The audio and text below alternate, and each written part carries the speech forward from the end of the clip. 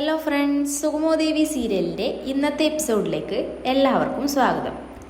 അങ്ങനെ ആദ്യം പ്രഭാവതി ഫോൺ എടുക്കാൻ കൂട്ടാക്കുന്നില്ലെങ്കിലും ചന്ദ്രമതി ദേവികയുടെ വീഡിയോ കോൾ അറ്റൻഡ് ചെയ്യുന്നു.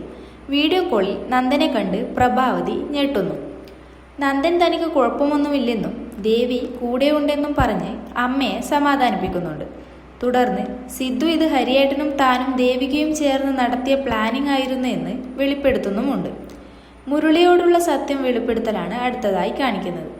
ദേവിക മുരളിയെ വിളിച്ച് ഒരാൾക്ക് കാണണമെന്ന് പറഞ്ഞ് എസ്തപ്പാൻ ചേട്ടൻ്റെ വീട്ടിലേക്ക് കൂട്ടിക്കൊണ്ടുപോകുന്നുണ്ട്. അവിടെ നന്ദനെ കണ്ട് മുരളി അത്ഭുതപ്പെടുന്നു. ഋഷിയുടെ മരണത്തിലെ സംശയങ്ങൾ കാരണം ശത്രുക്കളെ കുടുക്കാൻ ഹരിയങ്കിളിൻ്റെ നിർദ്ദേശപ്രകാരം നന്ദനെ മാറ്റിയതാണെന്ന് ദേവികയും നന്ദനും മുരളിയോട് വ്യക്തമാക്കുന്നു.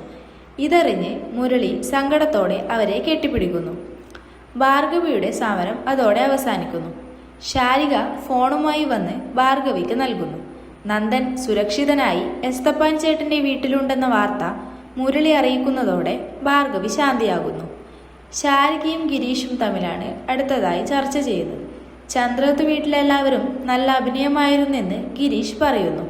നന്ദനും ദേവികയും വീണ്ടും ഒന്നിക്കുമോ എന്ന് ചോദിക്കുമ്പോൾ ദേവിക ഇപ്പോൾ ഉത്തരവാദിത്തമുള്ള ഒരു MLA ആണെന്നും ചന്ദ്രോത്ത് വീട്ടിലെ കഷ്ടപ്പാടിൽ കൂടെ നിൽക്കുന്നതാണെന്നും അല്ലാതെ മറ്റൊന്നുമില്ലെന്നും ശാരിക വ്യക്തമാക്കുന്നു. ഭക്ഷണം കഴിച്ച ശേഷം ദേവികയും മുരളിയും തിരിക്കാൻ ഒരുങ്ങുന്നു. നന്ദനെ നന്നായി നോക്കിക്കൊള്ളാമെന്നും ആരെങ്കിലും വന്നാൽ തന്നെ കൊന്നിട്ടേ നന്ദൻ തൊടാൻ അനുവദിക്കൂ എന്ന് എസ്തപ്പാൻ ചേട്ടൻ ഉറപ്പു നൽകുന്നു. വണ്ടിയിൽ കയറിപ്പോകുന്ന ദേവികയെ നന്ദൻ വിഷമത്തോടെ നോക്കി നിൽക്കുന്നു.